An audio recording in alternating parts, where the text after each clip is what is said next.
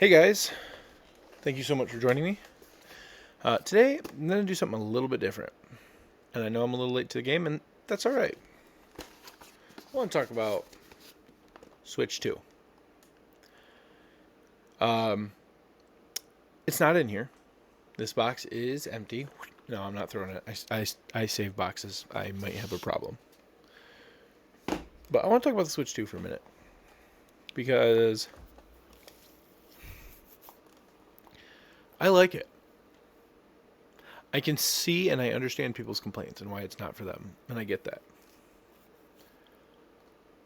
But if it wasn't for the pricing issues, we'd all be stoked. So for the record, here's my Switch 2. It's right here. It's beautiful. Comes off. Snaps back on. Wow, my reflections are not that great on here. But anyways, it's great. It is a whole host larger. And that is great. It feels like a premium device. But it is the same thickness as the original Switch. It doesn't have nearly the amount of give in that the Rails had. It still has some, but those magnets are pretty strong. Switch 2. Well, I really enjoyed my Switch, and my Switch I got at an interesting time. I started playing that thing 100% portably. Almost never hooked it up to the TV for the first couple months. And then I started playing it on the dock a lot. And then I started playing mostly handheld, and when I felt like I was getting to something big, I'd wait and I'd dock it. And through that time frame, it switched back and forth because my life has changed. A lot has changed since that first Switch came out. And handheld gaming is great. But the thing that I enjoy about it is the fact that I can kind of take a break and I can switch. Haha. We don't always have a whole lot of couch time, but sometimes you want those couch experiences. And then other times, you're sitting on the couch and you're like, oh, I got to grind this part out. But I have so little time to sit here and dedicate to it. And it's nice because it's like, okay, well, I'll take it portably. And during my little, downtime, I'll work through some of the more monotonous stuff slowly. And then when I'm ready to get back into the big experience, boom, I'm ready to go. It's great. The screen looks incredible. I understand it's not OLED, and a lot of people wanted it to be, and I think it would have been that much more expensive. At the price point, maybe they could have even included it. I'm not 100% sure. The screen still looks really good, though. I have the Switch OLED, I have the original Switch, and they are great. They are downstairs, and I don't want to go get them right now, so I'm not going to do that, but they're good. They're good consoles, and the OLED was a huge improvement, and I was really grateful for it. But this Switch, pictures don't do it justice. Matter of fact, I have Joy-Cons. Give me a second.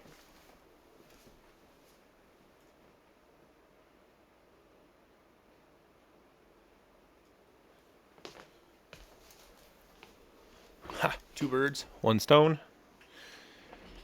Here is my Joy-Con from my Legend of Zelda OLED Switch. And here's the Switch 2. Pictures did not do it justice. I mean, this is huge. This is absolutely huge. Let's see if I can get a better image here. Yeah. Oh, man. Yeah. Move it to the corner here. There we go. Okay. This feels more premium. This feels heavier. And it's a nice matte plastic, and it looks great. And it snaps in. And you can snap it in straight if you want to. You absolutely can. But I screw things up. So I will just take that and right in the side there. And like I said, the magnets are strong. I mean, I'm not necessarily trying. I'm sure I can overpower a magnet. My concerns. Magnets are funny when they get cold. They are funny when they get warm. they are funny when they start to lose that magnetism. And that's kind of something that I don't think gets mentioned a lot. Magnets wear out. They don't work as well or as strong. And right now, they are strong. I live in an area where the temperature, varies. And I'm not going to have this thing sitting out in the cold, but, it's going to get exposed to weather and stuff. And we'll see how that goes. The other thing magnets do, when you drop them, they break. If they break, they reverse polarity. So my question is, if I drop my Joy-Con, and let's say it's just enough that the magnet in there just cracks, breaks, is it going to push away from my Switch? And I'm sure there's a more scientific term for how that works or what that is, but we shall see. I'm not testing that here. I've got one console, and I am so grateful to have it. It feels great in the hands. It is much bigger. Closer to a Steam Deck. The screen is bigger than a Steam Deck. Obviously, the controls are not as wide, but it is closer to a Steam Deck. And it feels premium to hold, and that's really, really nice. Okay. This is a good console. I enjoy it. It's fun. Mario Kart is great. I played the other one to death, and this one is really entertaining, and it is fun, and it's good. It's Mario Kart. It's Mario Kart, okay? Yeah, I don't know what else to say. It is a good. It is just a net good. Games look great on it. Multiplayer's great. Chat button, I haven't used it yet. I want to, but I don't have anybody else who has one right now. The mouse. I really want to get the Satisfy grip because reasons. But other companies are making ones where it comes in 3 segments. Normally, it doesn't matter. How much do you play tabletop anyways? Well, I'll tell you what. I played tabletop for the first year I had it and almost never used it after that. But the difference here is the mouse. And if the mouse gets good, the little mouse sensor, the mouse gets good, this could be fun, okay? I have a mouse that has buttons on the side. I like it that way. Wow, my headset just turned itself off. Anyways, I have a mouse that has buttons on the side, and I like it that way. Having a joystick here is exactly what I'd want from a mouse, but it needs a back end to it. So if you had a grip that was in 3 little pieces, and this came off, and so the whole grip part of it was here, so it was almost like a mouse mode would be super useful. And that is very tempting. That is very tempting. The device feels premium. It feels nice to hold. It is glass instead of plastic. We'll see how that works. This system is not for some people. And if it's not for you, that's totally fine. Is it a bad product? I think it's too early to tell. And the thing is durability and how long it lasts is really going to be the test. But my first impressions are great with it. Hopefully they fix the Joy-Con drift, at least so it's not nearly as bad, especially since they upped the cost of the Switch 2 Joy-Cons. They're pricey now. I mean, they were pricey before, but it's expensive. The system was worth it. Getting my hands on it. Let's talk about that a second. Getting my hands on the Switch 2, I couldn't pre-order it. Nintendo, I couldn't buy through Nintendo because I didn't have Switch Online for 12 months. And I'm not even mad about it. How do you stop people from scalping? You put some barriers in place. And I think that is a net good. Even though it can kind of feel scummy. It's like, oh, Well, I have to be continuously paying them for me to be important enough to get their new console. Forget that. I just don't know what else to have them do. Yeah, they were killing anybody who ordered multiple on the same, site, and they were doing things like that to try to help. But nothing's perfect. I think that was a good barrier. Under promising and over delivering was another smart choice. Making it look like who knows how many people will get, and then they ended up getting more. That was good. I didn't pre-order. I couldn't get the pre-order to work, and I still got my Switch at midnight. Some stores had midnight releases, and our store had enough that even though I got there at like 11:30 to get in line, yeah, they still had enough. They had one for me, and they had one for the people behind us, and I got the bundle. I'm seeing everyone's online has a big old sticker on it. This is Mario Kart, and it has a card in there. Mine doesn't have a card. It says Mario Kart right there on the box. And it was just kind of like, open up the eShop and, hey, you have a game to download. Okay. So, packaging could have been better. If you don't know, here, I will crack this sucker open really quick. The packaging was weird. There we go. Crack this open for you guys. Okay. Whew. Move this. Yoink. Switch went here. Screen side up. Joy-Cons went there. You staple a receipt to this, you're probably getting a staple into the tablet. If your thing got damaged, it is edge to edge.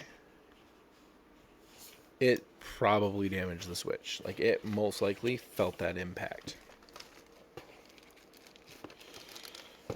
That's rough. That's not where you want to be. So a Big Fat, for instance, and maybe they're trying to cut down on cardboard and going green, and that's all good and well. But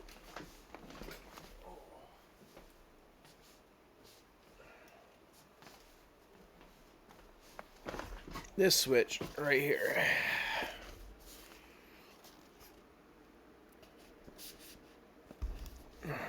Can you see that? I mean, that one of these things is not like the other.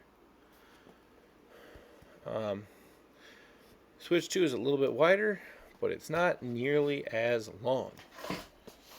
And if I go in and I open up this box and I check it, yep, Switch was right there in the bottom. Now, why do I show this? Well, people are complaining that it's end to end on 3 sides: top, side, bottom. Bottom, side, side. It's big, but it was to the edge. Matter of fact, I think the only one that didn't do that was the OG Switch box. I think it was Joy-Con tablet Joy-Con. So, I don't know, the OLED seemed to have sold just fine. And if I'm wrong and it's just the Zelda edition that was edge to edge like that, let me know.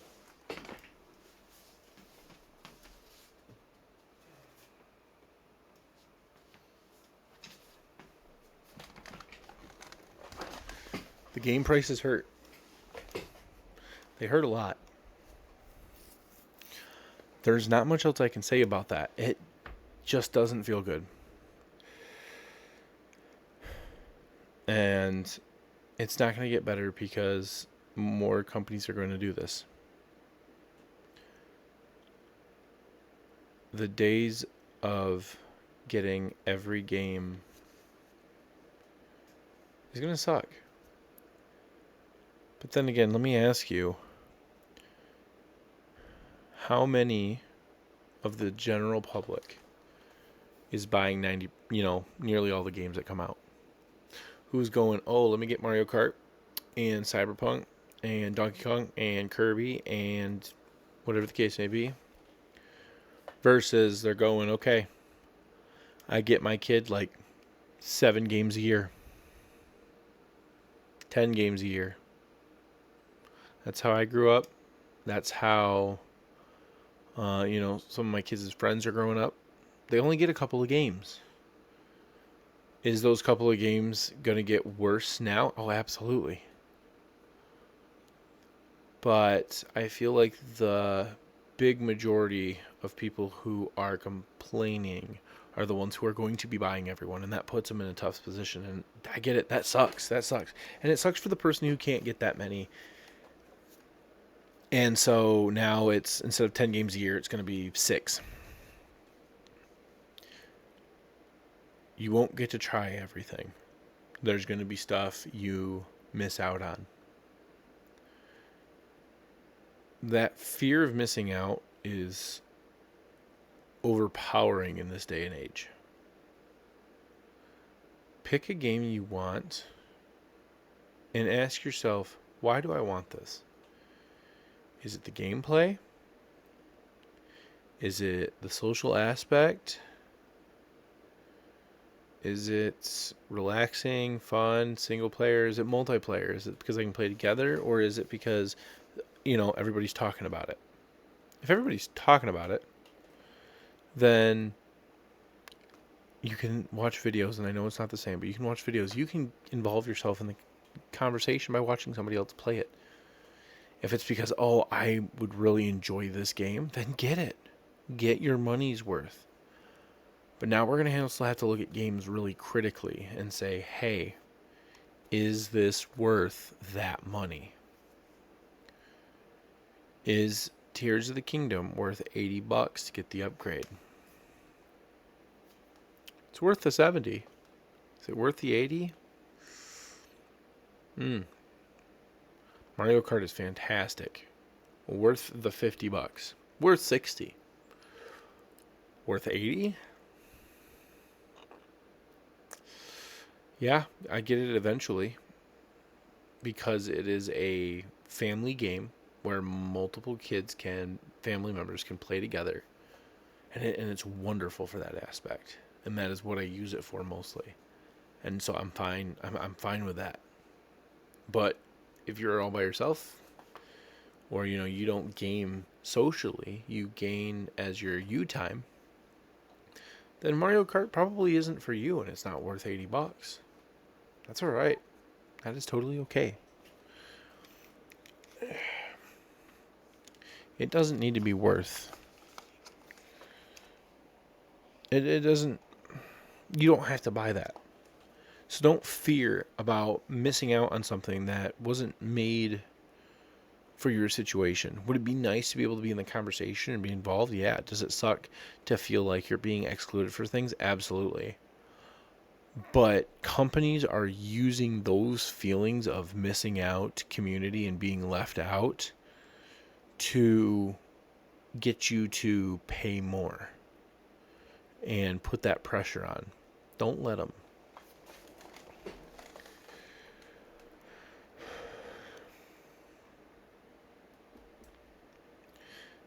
The Switch 2 is good. And I'm sorry I went down a sort of negative rabbit hole for a minute there. I enjoy this system. I've been playing it for a little bit, and I've been playing it with my kids. And it's a blast, and it's a blast for them, and it's a blast for me. I find that the more players is fun. Getting from back to front is a little bit harder. The AI is better. The wipeout animations are so cool. Sometimes you get blasted just the right way. It doesn't really slow you down that much. And then other times you get hit and it just completely, you're gonna be a while. Long term, the Switch is, I think, gonna be a good console. Is it all that portable? Nope. But you know what? Neither is the Steam Deck. And I've got that thing with me tons of places I go. Is the battery life going to last for hours and hours and hours? Nope. Neither did the Game Boy. Game Boy Color. Game Boy Advance. Actually, that one lasted a little while, but battery life, yep, makes sense. DS and 3DS did great. They were able to fit a big battery in there. Switch, kind of back to that route, but we're also at a point where there's not many people making dedicated portable games anymore. The market for that has kind of been over. And it sucks because they were a different experience. And I think it started when you saw Smash Brothers for Wii and Smash Brothers for, I think it was for Wii. Maybe it was Wii U. And on 3DS. New 3DS. Those were very similar. Mario Maker, Wii U, and 3DS. Same but different. And it very much became this, okay, I want this type of game, but on the go. Oh, I wish the handheld could be better. And in that, we lost a style of lower-end games that were really cool because creativity thrives where restrictions lay. And that's a thing that we forget. But this definitely feels like taking your PS4 on the go. This feels like you're holding a PC handheld in your hand. This console has a lot of promise. It does. And it's going to get better as people support it. I would love to see some third-party developers take some time and update their games to run for Switch 2. I have no clue how hard that would be. Maybe that's a big ask. And maybe it's such a big ask that they need to charge for it. Okay. I'm not going to buy an upgrade pack for every single game I own on Switch. That would take me too much money. My two favorites? Absolutely. That guy's two favorites, which is completely different from mine. Yeah, he'd probably do the same. Because if you're in the console space, it's really not that different than, oh, hey, this game got remade for this console. Spend another $30. And for some of them who's PS4 to PS5, you had to pay an upscale, and it wasn't that much money. And I think that was the first time we were seeing it, because most of the time it was, here's the whole game again, and you're going to pay, $30. What was it? 60 for Last of Us on PS3, 40 on PS4, something like that. I can't remember off the top of my head. But that's what you did. New console. Oh, we're going to re-release this game. Buy it again. Xbox 360, buy Skyrim. Xbox One, buy Skyrim again. That's what you did. PC doesn't have to worry about that, and that's nice about PC, but a lot of people use console. This upgrade path is, I think, more generous than the rebuy the whole thing again. It's also a lot more temporary. Servers go down long term. You can lose that software. It's an update. Once the servers go down, you can't re-get that. It's not on the cartridge. But we're moving away from those things anyways. And I hate to say it because I love collecting. But I think this is interesting. This video is a lot more solemn than I ever meant it to. The Nintendo Switch 2 is the first console I have ever bought day one in my life. I've never been that lucky, and that's fine. I'm fine with that. Get the bugs out, do everything else. But I was so stoked for this. I wanted to support it. I was so ready for a new Mario Kart. I wanted to get the bundle. I know how much I play handheld, and it was like, oh, this is going to be worth it because I do a lot of handheld. I have a Steam Deck. I have a brand new, shiny, good, great PC. I love gaming on it. It's beautiful. According to Steam, I'm still using the Steam Deck more. Oh, why? You like playing in low res? No. Because it's good enough and I can play it around my schedule better. I come up here to game, I've got to be isolated. Curtains behind me.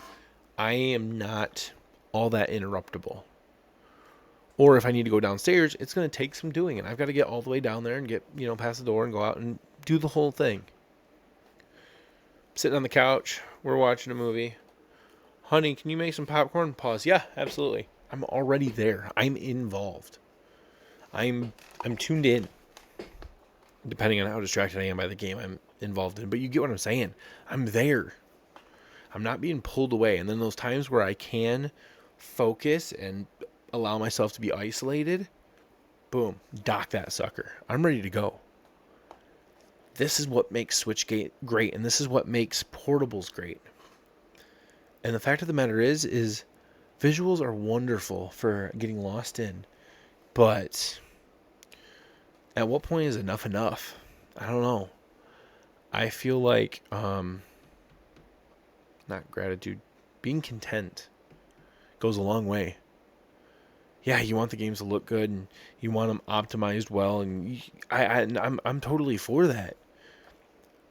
But at the same time, I can't help but look and go, hey, I really got lost in Ocarina of Time on the Nintendo 64. And as a kid, I completely lost myself in that.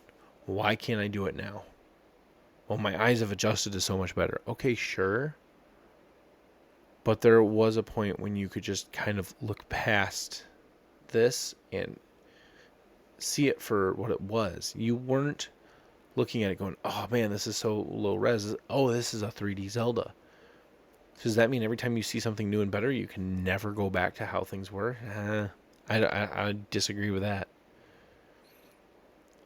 Does it take some doing? Yeah. I love older games. And they do take a little bit of the era jank that you got to get used to. Oh, hey, when it was rough with figuring out controls. And it takes a couple hours. Unless you've been playing that generation for a little while. And you slip into it like butter. And it's great. I don't need 4K to get lost into a game. And I don't need 120 frames to get lost into a game. It's nice when I have those things and I can definitely enjoy them. But I would rather get games where I get to play them and I get to finish them and I get to put 20, 30, 40 hours, and I understand that's not very much, into a game rather than, and it be, whatever resolution, 1200 by 850 or whatever the Steam Deck is, then, hey, look, I've got this game 4K ray tracing. I got 4 hours into it this month because that's how much time I had. That's me. That's my life. That might not be you. And if it's not you, it's not for you. But for me,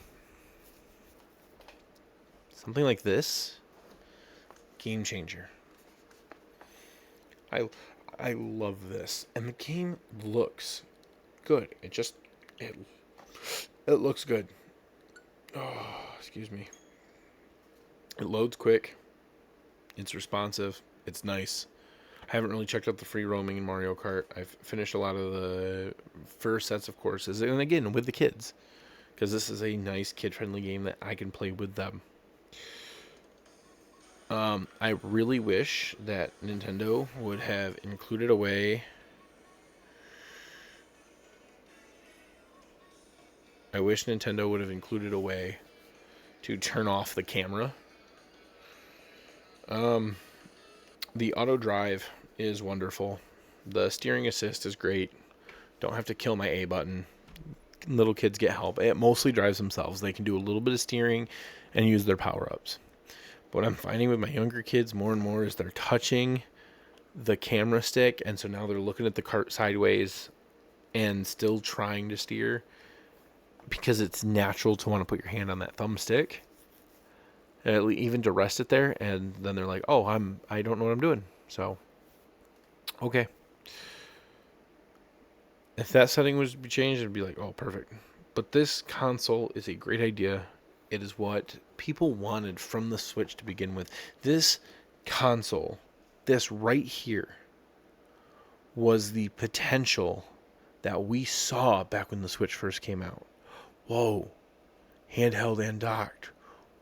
What if? This is the what if. It materialized. It's in front of us. It's $450. Yeah, and the PS5 is $750.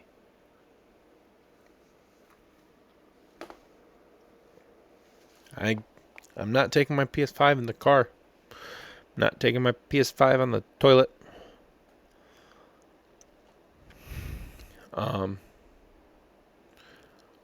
I'm not easily bringing my PS5 to other people's houses. I want to see some of the 3D options brought back, 3DS options where one person has the game and multiple people can play it. That would be wonderful.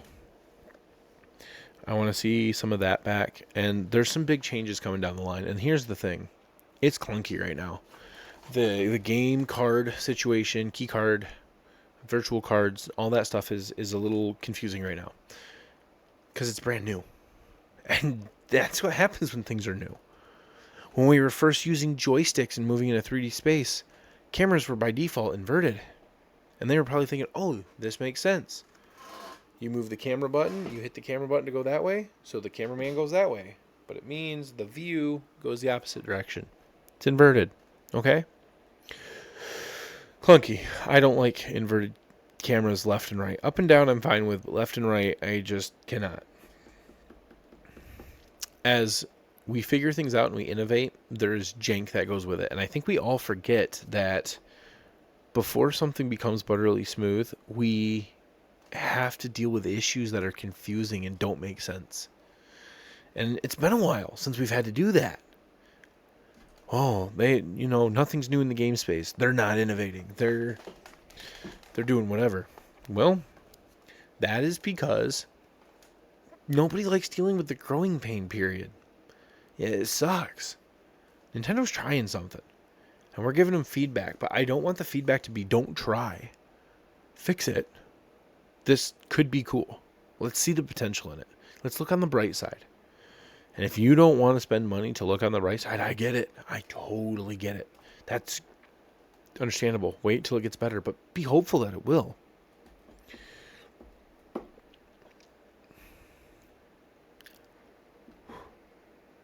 I don't know what this video is anymore. I came on going, hey, you know what? I got this device. I want to talk about it. I want to bring it up. I want to show it off. Not because I'm trying to brag. Because I'm excited. And not many people are. So if you're looking on the internet and you're like, okay, I get that it has its downfalls. Does anybody have anything nice to say? I hope this video finds you. The console looks good. And, okay. The color. I didn't like the colors for the Joy-Con when the Switch 1 came out. I got the gray ones. I'm mature. I don't want to be... Okay, it's not that. It's that... Yes, I'm mature. I don't want child colors. The blue and red felt like my kids drew me a picture. That's just not for me. This looks very nice. It's well designed. It's elegant. It's white on the back.